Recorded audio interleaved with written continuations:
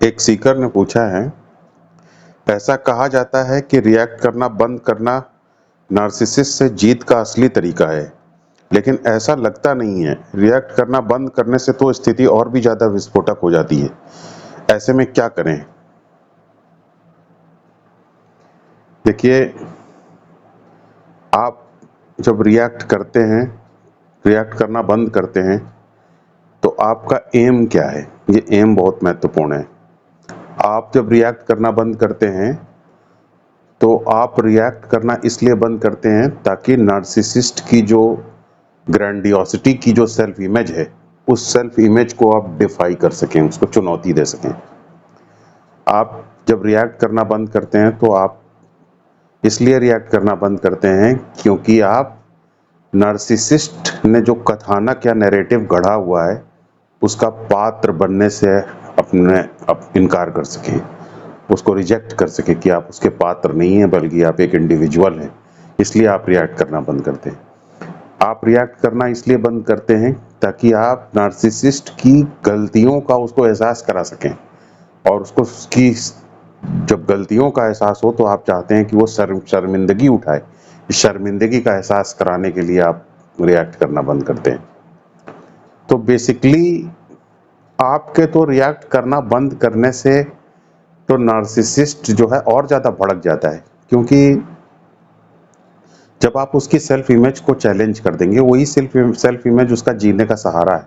वो भले ही self image जो है समय में जाकर के रुक गई हो, वो भले ही सेल्फ इमेज जो है एक तरीके से उसकी ग्रोथ को रोके हुए हो, वो भले ही सेल्फ इमेज जो है उसको एक ठहरे हुए पानी की तरीके से जिसने उसको बासी बना दिया हो, उसके समय को रोक दिया हो, लेकिन वही ग्रैंडियोसिटी की जो सेल्फ इमेज है, उसी सेल्फ इमेज जिससे कि वो ऊपर नहीं उठ पा रहा है, वही सेल्फ इमेज उसका जीने का सहारा है।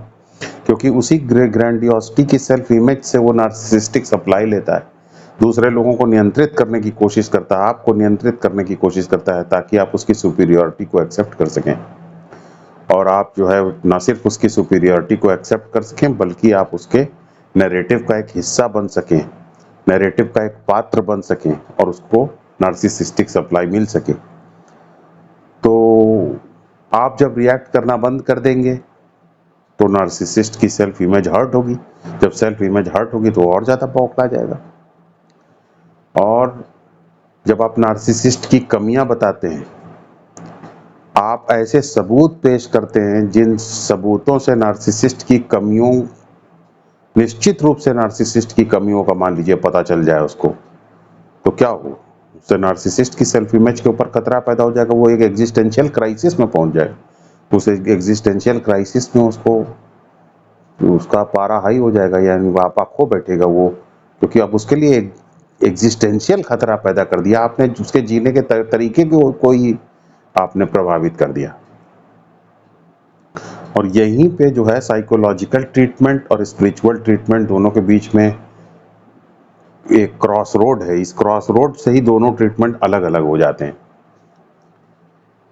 Psychological treatment narcissistic problem, narcissist के साथ रहने वाले विक्टिम को कैसे नार्सिसिस्ट से बचाएं, इसके बारे में बात करता है। उसका सारा जो ट्रीटमेंट है वो सिम्टोमेटिक ट्रीटमेंट है। नार्सिसिस्ट से कैसे विक्टिम को बचाएं। विक्टिम जो है वो नार्सिसिस्ट के हिसाब से चलने लग जाता है, विक्टिम नार्सिसिस्ट के हिसाब से सोचने लग जाता है, नार्सिसिस्ट के हिसाब से अपना बचाव करने लग जाता है, नार्सिसिस्ट के हिसाब से जोड़ तोड़ बैठाने लग जाता है। और जब ये इस तरीके से जोड़ तोड़ बैठाने लग जाता है तो वो एक काउंटर प्रोडक्टिव भी वो चीजें हो जाती हैं। कैसे काउंटर प्रोडक्टिव हो जाती हैं?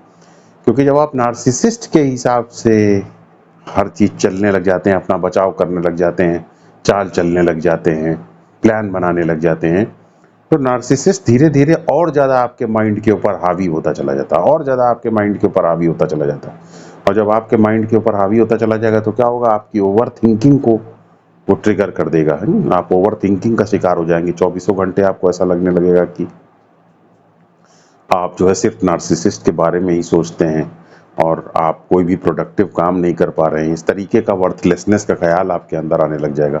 और इन सब की शुरुआत हो रही है कैसे? रिएक्ट करना बंद करने से। इनफैक्ट पहले जब आप रिएक्ट नहीं करना बंद नहीं किया था, आपने झगड़ा करते थे पहले, तो भी आप यही काम करते थे। आप उसकी ग्रैंडियोसिटी को चैलेंज करते थे, उसकी सेल्फ इमेज को चुनौती देते थे, आप उसके अंदर कमियां निकालते थे, आप उससे फाइट करते थे, आप उसकी नार्सिसिस्टिक सप्लाई देने से उसको इनकार कर देते थे, और आप जो है उसके कथानक का हिस्सा बनने से इनकार कर देते थे और सीधे फेस वैल्यू पे लड़ाई करने लग जाते थे।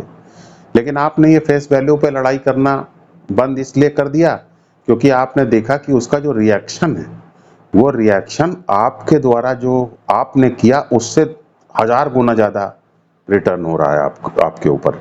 यानी वो ओवर रिएक्ट कर रहा है हर चीज के ऊपर। तो उस ओवर रिएक्शन से परेशान होकर के आपने फेस वैल्यू पर सीधे रिएक्ट करना, आपने सीधे फाइट करना बंद कर दिया। क्योंकि छोटी छोटी जरा सी भी आप अगर कोई बोल देते हैं बात में, या कुछ जरा से भी फाइट करते हैं, तो उसका बहुत बड़ा बतंगड़ वो बना देता है। इसी से बचने के लिए आपने जो है डायरेक्ट फाइट करना बंद करके रिएक्ट करना बंद करने का रास्ता अपनाया। लेकिन रिएक्ट करना बंद जो अब आपने किया, तो आप यही काम कर रहे हैं। आप क्या कर रहे हैं? उसकी सेल्फ इमेज को चुनौती दे रहे हैं, उसकी नैरेटिव का हिस्सा बनने से इनकार कर रहे हैं, उसकी कमियां निकाल रहे हैं, उसकी कमियों का उसको एहसास करा रहे हैं। भले ही आप कमियां निकाल नहीं रहे हैं, बल्कि उसको उसकी कमियों का एहसास करा रहे हैं। क्योंकि कमियां निकालने का मतलब तो आप डायरेक्ट फाइट कर रहे हैं। लेकिन अगर आप कमियों का सिर्फ एहसास करा रहे हैं रिएक्ट ना करके, तो काम आप वही कर रहे हैं जो पहले भी करते थे, वही काम आप अभी भी कर रहे हैं, बस रिएक्ट ना करके आप कर रहे हैं।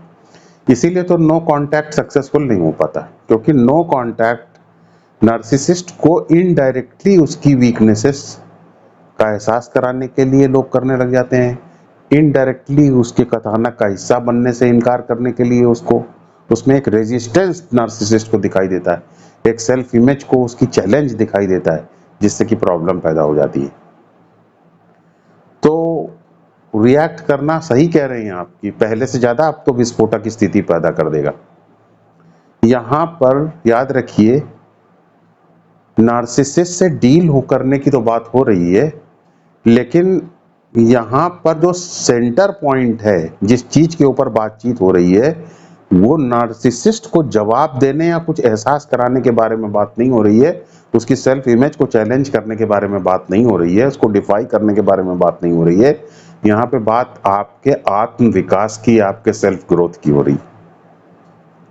और जब हम ये बात समझ जाते हैं कि हमारी सेल्फ ग्रोथ ना होने से हमें क्या नुकसान है, और हमारी सेल्फ ग्रोथ का हिस्सा है रिएक्ट ना करना, ना कि नार्सिसिस्ट को जवाब देने की एक टेक्निक।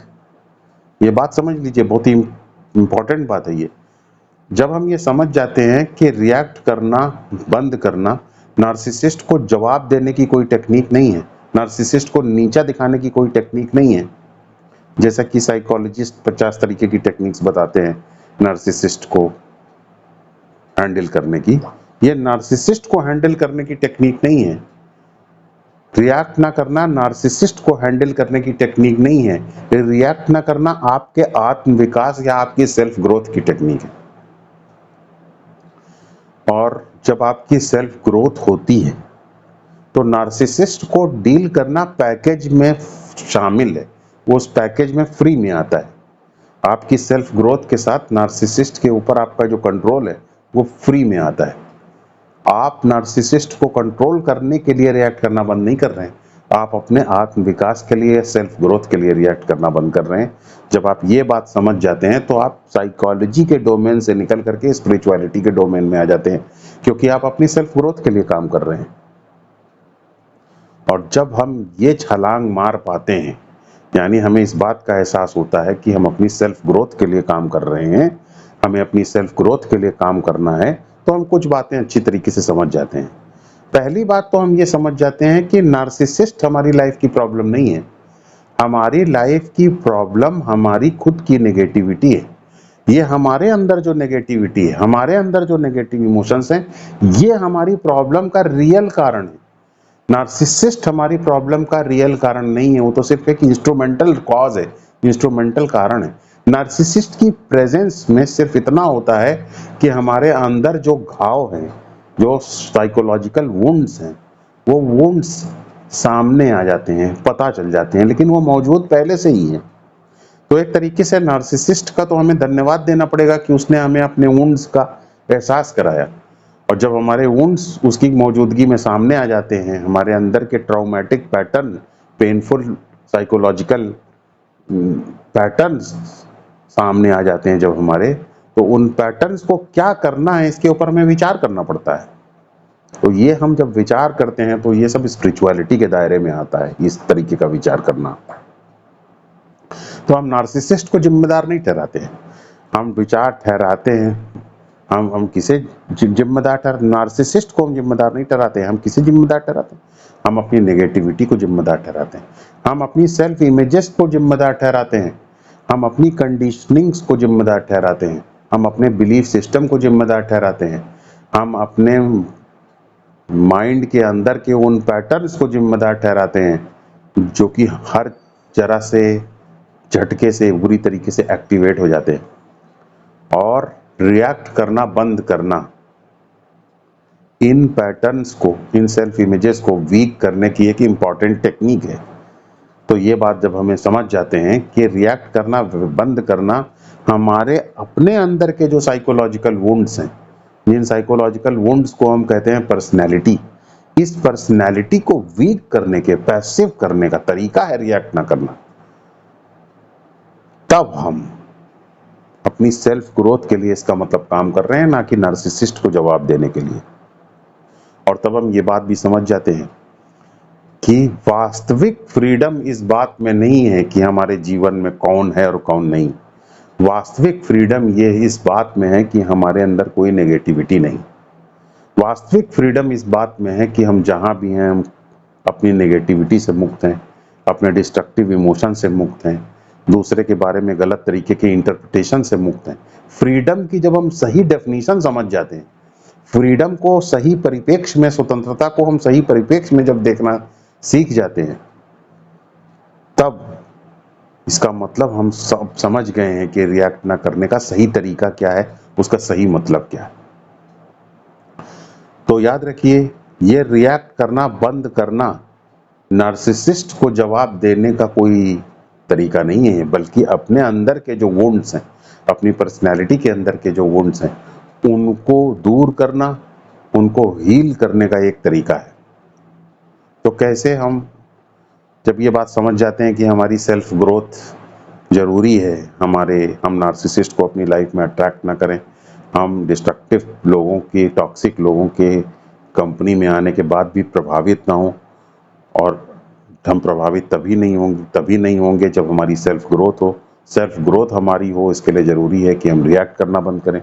तो रिएक्ट करना बंद करते हैं तो हम क्या होता है रिएक्ट करना बंद करते हैं, याद रखिए, आपकी पर्सनैलिटी बाहर से ली गई है, बाहर से आई हुई कंडीशनिंग से आपकी पर्सनैलिटी बनी हुई, बाहर से आई हुई सेल्फ इमेजेस से आपकी पर्सनैलिटी बनी हुई है, बाहर से आए हुए ट्रॉमा के पैटर्न से आपकी पर्सनैलिटी बनी हुई। नार्सिसिस्ट क्या करता है कि बस उन्हीं को एक्टिवेट कर देता है। तो आप देखते हैं कि नार्सिसिस्ट आपके जीवन में आया और आप पूरी बुरी तरीके से हिल गए, क्योंकि आपकी पर्सनैलिटी हिल गई। याद रखिए, आपके अंदर जो कुछ भी हिलता है वो आपके पर्सनैलिटी के पैटर्न्स हैं, आपका रियल सेल्फ नहीं हिलता।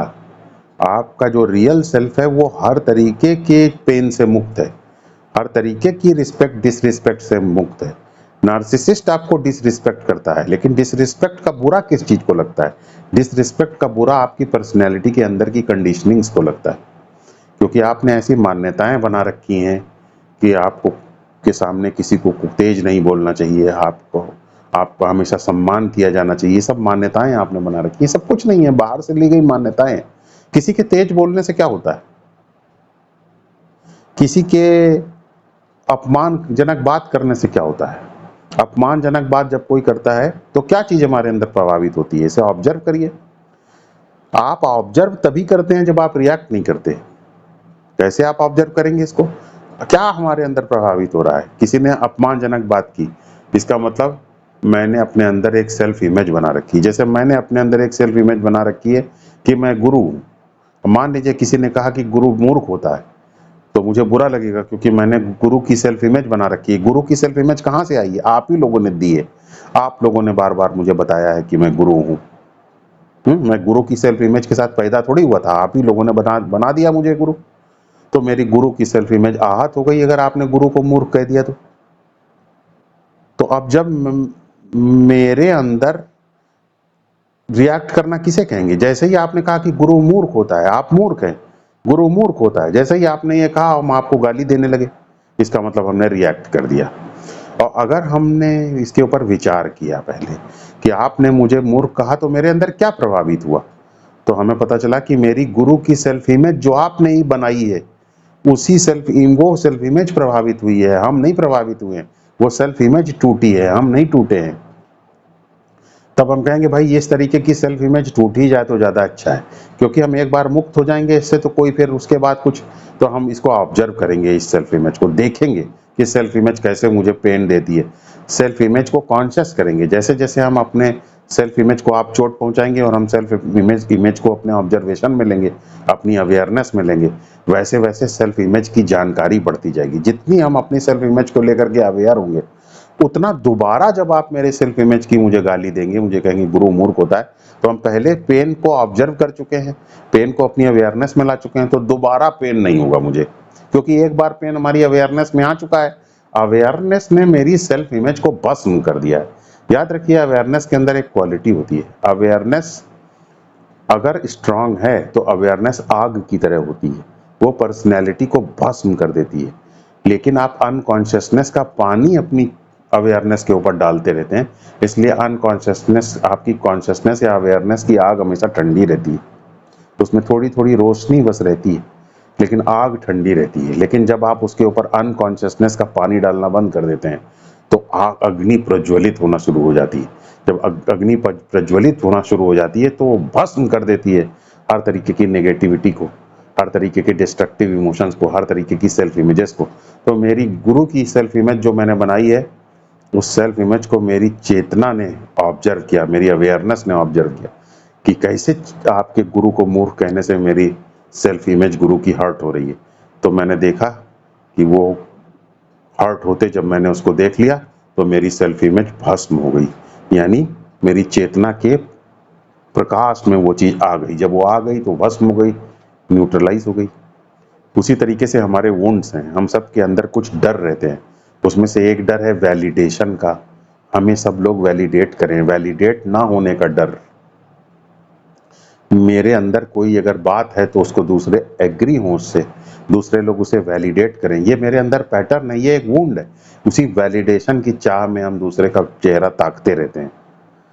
तो जब हम नार्सिसिस्ट हमें वैलिडेट नहीं करता है, हमको रिजेक्ट कर देता है, हमारी किसी चीज को स्वीकार नहीं करता, तो हमारी पर्सनैलिटी के वही वुंड्स सामने आ जाते हैं जो कि दूसरे से वैलिडेशन मांगते हैं। तो हम क्या करेंगे? अगर हम अवेयर हैं, अगर हम रिएक्ट करेंगे तो हम क्या करेंगे? नार्सिसिस्ट के ऊपर टूट पड़ेंगे कि कैसे उसने मुझे इस बात का एहसास करा दिया कि मैं दूसरे से, मेरी बात को वैलिडेट क्यों नहीं कर रहा है वो। तो इस बात को लेके झगड़ा करने लगेंगे, या उसको उसको शांत रह करके उसको एहसास कराएंगे कि तुम क्यों नहीं वैलिडेट कर रहे हो।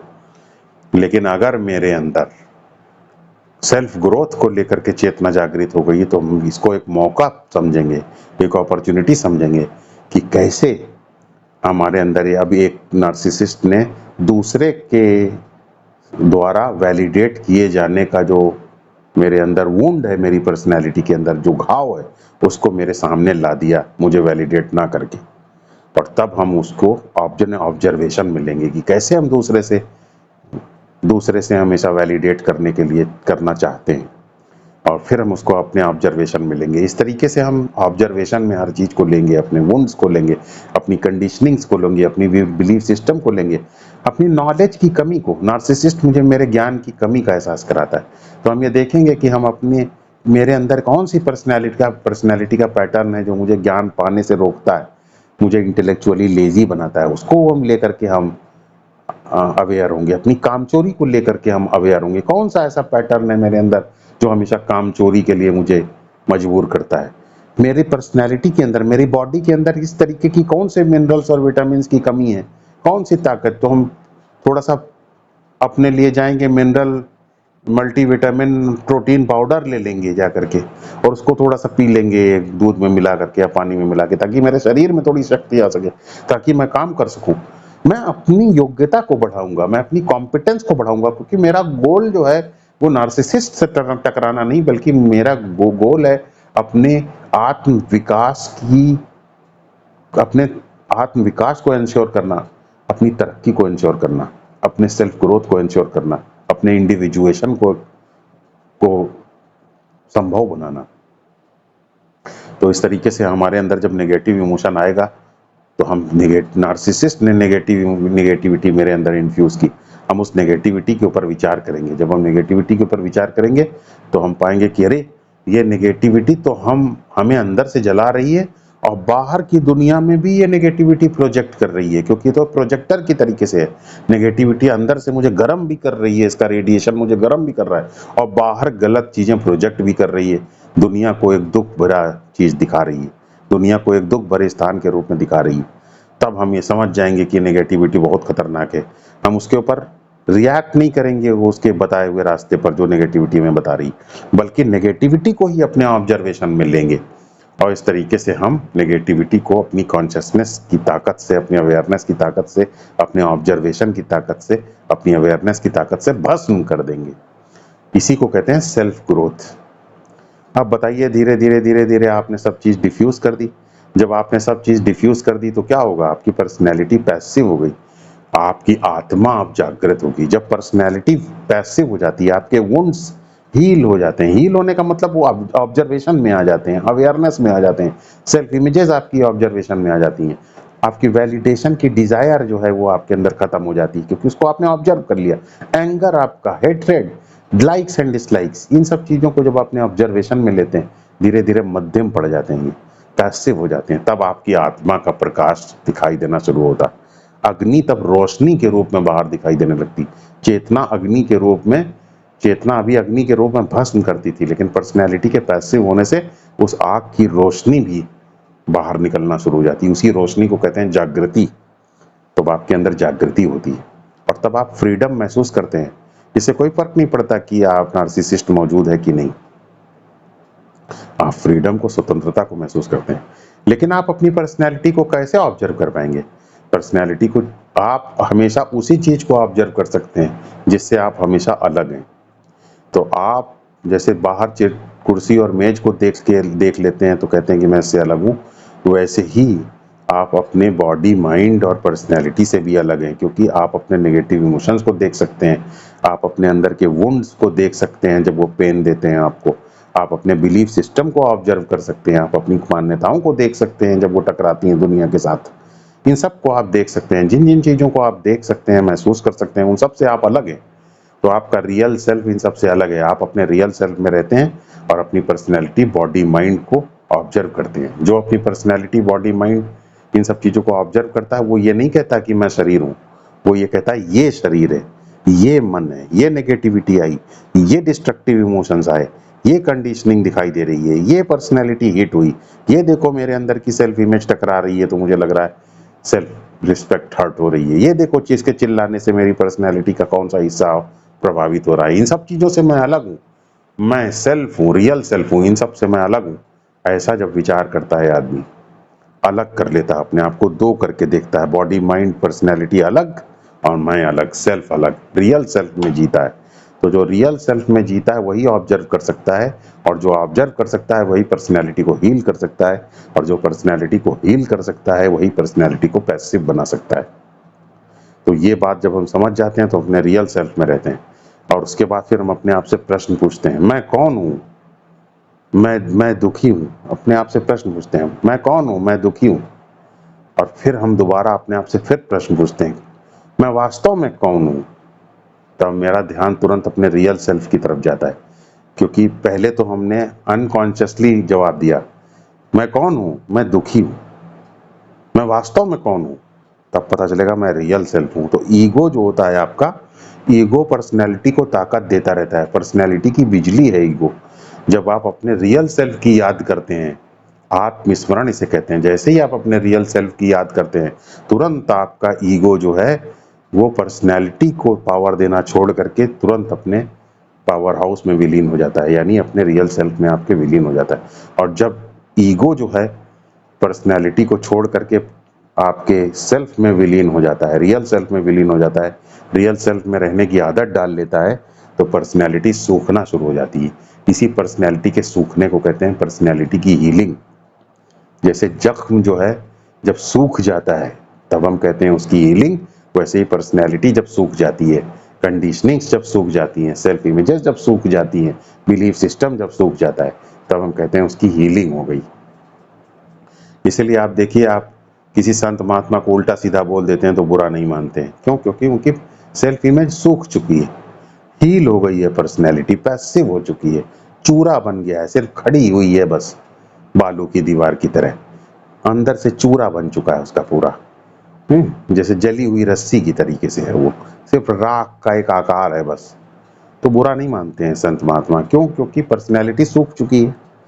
तो इस तरीके से आप जब प्रैक्टिस करते हैं तब इसे कहते हैं सही तरीके से रिएक्ट ना करना। तो आप अपनी सेल्फ ग्रोथ के लिए करते हैं। सेल्फ ग्रोथ के लिए जब आप करते हैं तब आप धीरे धीरे शक्ति पैदा होती है, क्योंकि आप नार्सिसिस्ट को तो नीचा दिखा नहीं रहे हैं।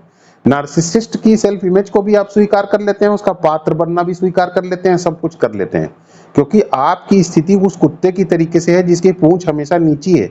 पूंछ इसलिए नीची है क्योंकि अभी आपको अब लंबा सफर पार करना है, तो आप झगड़ा नहीं कर सकते, भौंक नहीं सकते हैं, पूंछ नीचे है। जब अपने इलाके में पहुंच जाएंगे तब पूंछ ऊपर हो जाएगी। तो अभी चुप रहना है, अभी हम कमजोर हैं। जब हम कमजोर जब तक रहते हैं तब तक हमारा नार्सिसिस्ट से जो कहता है नमस्कार करके अपना करते जाते हैं कि हाँ भाई ठीक है आप ही बड़े हो, हाँ भाई ठीक है सब कुछ आप ही हो, सब ठीक है भाई। तब हम अपना सर हिलाते रहते हैं, ऐसे नमस्कार करते रहते हैं, रिएक्ट भी नहीं करते हैं, गुड मॉर्निंग गुड इवनिंग भी नमस्कार भी करते रहते हैं। धीरे धीरे हमारा रिएक्ट ना करना जो है, क्योंकि हमारा एम नार्सिसिस्ट को जवाब देना नहीं है, हमारा एम है अपनी सेल्फ ग्रोथ को आगे बढ़ाना। तो जब हमारी सेल्फ ग्रोथ होने लग जाती है तब हमारे अंदर शक्ति आ जाती है। और तब नार्सिसिस्ट के साथ बदतमीजी अगर हम रिएक्ट, हमारा एम तो था नहीं नार्सिसिस्ट को नीचा दिखाने का, लेकिन हमारे अंदर शक्ति आ गई। जिसके अंदर शक्ति आ जाती है एक बार, उसका रिएक्शन जो ना रिएक्ट करना डिफेंसिव नहीं रह जाता, उसका ना रिएक्शन अगर वो चाहे तो ऑफेंसिव भी हो जाता है। तो वो ना रिएक्ट करके नीचा भी दिखा सकता है फिर। और आपको वैसे किसी को भी नीचा दिखाने की जरूरत नहीं है, चाहे आपके अंदर ना रिएक्ट करने की वजह से कितनी शक्ति आ जाए, क्योंकि आपकी तरक्की और आपका विकास हर समस्या, हर तरीके के विक्टिमहुड से आपको मुक्ति देता है।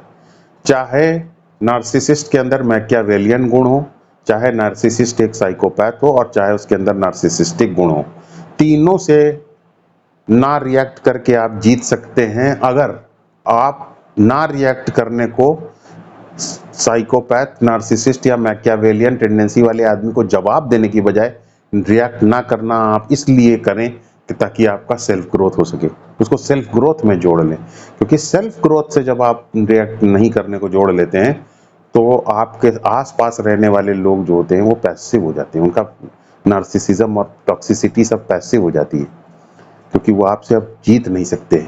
उनकी पर्सनैलिटी पैसिव हो जाती है, क्योंकि आपका स्तर ऊंचा हो गया ना, तो वो पैसिव हो जाते हैं, आपके सामने टिक नहीं पाते हैं, वो छोटे पड़ जाते हैं, बौने पड़ जाते हैं, आपका स्केल ऊपर हो जाता है, उनका स्केल नीचे रह जाता है।